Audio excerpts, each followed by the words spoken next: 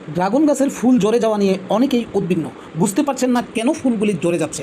দেখুন প্রিয় দর্শক, আমার গাছের ফুলটা কত বড় হয়েও লাল হয়ে গেছে। প্রিয় দর্শক, নিশ্চয়ই আপনি জানতে চাইবেন এর কারণ কি, কেন ড্রাগন গাছের ফুল ঝরে যায়। ড্রাগন গাছে অনেক ফুল আসে কিন্তু ফুলগুলি থাকে না, ঝরে যায়। এর মূল কারণটা কি? প্রিয় দর্শক দেখুন, আমার এই গাছটার মধ্যে টোটাল 5টা ফুল ছিল। ছোট একটা ড্রামের মধ্যে গাছটা দেখুন, একটা মাত্র গাছের মধ্যে ডালপালা কিন্তু প্রিয় দর্শক অনেক দেখা যাচ্ছে।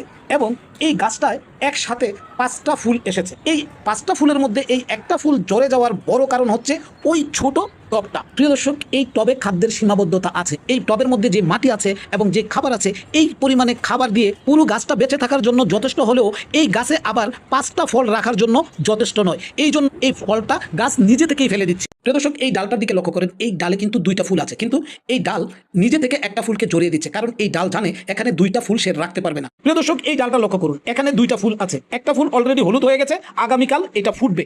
এই ডাল কিন্তু 2টো ফুলই রেখে দিয়েছে, কারণ এই গাছে 2টো ফুল রাখার মতো এবং 2টা ফল ধরানোর মতো পর্যাপ্ত খাবার এই টবে রয়েছে। তো প্রিয় দর্শক, ড্রাগন গাছের ফুল ঝরে যাওয়ার অন্যতম একটি কারণ হচ্ছে ড্রাগন গাছে যদি খাবারের অভাব হয় তাহলে এই গাছ নিজে থেকে ফুল জড়িয়ে দেয়।